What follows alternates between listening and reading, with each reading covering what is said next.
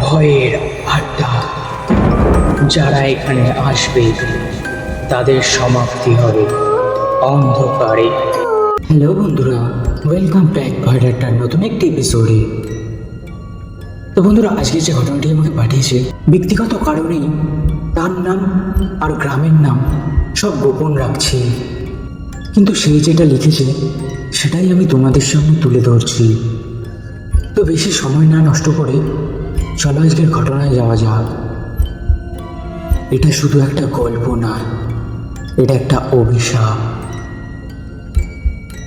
দাদা, আমি ছোটবেলা থেকে গ্রামে বড় হয়েছি। আমাদের গ্রামে একটা ঘটনা ঘটেছিল, সেটা এখনো গ্রামের মানুষ ভুলতে পারে না। সেই গ্রামে থাকতো এক মহিলা আর তার দুই মেয়ে। মহিলাটা খুবই শান্ত স্বভাবের ছিল, কিন্তু তার মেয়েরা ছিল একদমই উল্টো। প্রতিদিনই তারা তাদের মাকে অপমান করত, চিৎকার করত মায়ের উপর, এমনকি মাঝে মাঝে না খাইয়েও রাখত।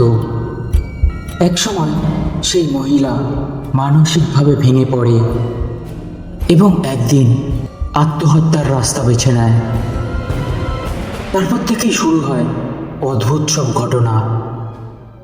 একদিন সন্ধ্যায় আমাদের গ্রামে এক মহিলা তেলেভাজা নিয়ে বাড়ি ফিরছিল। হঠাৎ সেই জায়গার কাছে গিয়ে, যেখানে ওই মহিলাটি মারা গিয়েছিল, সেই জায়গার কাছে গিয়ে তার আচরণ বদলে যায়। গ্রামের লোকেরা অনেকেই দেখছে। সে কাঁপতে শুরু করে, চোখ উল্টে যায় আর অন্য কণ্ঠে কথা বলতে থাকে।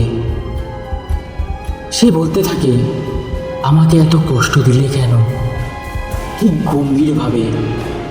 আশেপাশের লোকেরা দৌড়ে আসে, সবাই বুঝে যায় কিছু একটা হয়েছে।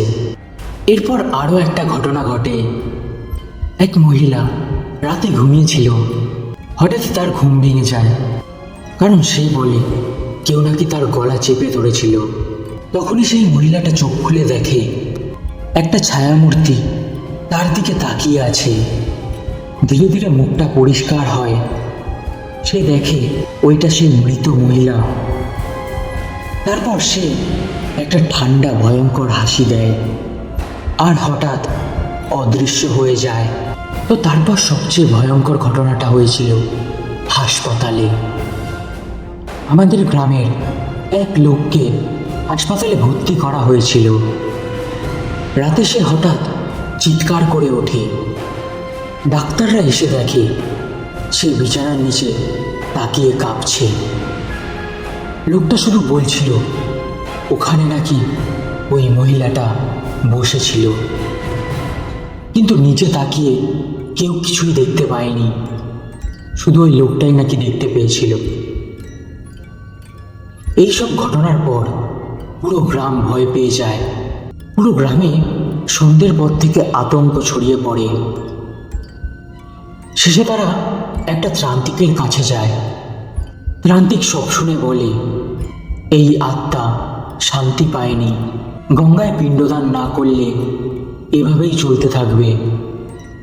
এরপর যা হয় সেটা আরো অদ্ভুত। মহিলা দুই মেয়ের সাথে অদ্ভুত ঘটনা শুরু হয়। রাতে দরজা নিজে নিজে খুলে যায়, কারো হাঁটার শব্দ শোনা যায়, আর মাঝে মাঝে তাদের মায়ের কণ্ঠস্বর। শেষ পর্যন্ত তারা বাধ্য হয় গঙ্গায় গিয়ে পিণ্ডদান করতে। তারপর থেকে সব শান্ত হয়ে যায়, আর গ্রামে তেমন কোনো ঘটনা ঘটে না। দাদা, এখনো মাঝে মাঝে রাতে ওই জায়গার পাশ দিয়ে গেলে গায়ের লোম খাড়া হয়ে যায়। তো বন্ধুরা, এই ছিল আজকের ঘটনা। ঘটনাটি কেমন লাগলো তোমরা প্লিজ কমেন্ট করে জানিও। আর যদি ঘটনাটি ভালো লেগে থাকে তো লাইক, কমেন্ট, সাবস্ক্রাইব করতে ভুলো না। তো চলো আবার দেখা হবে নতুন একটি এপিসোডে। ততক্ষণের জন্য সুস্থ থেকো, ভালো থেকো।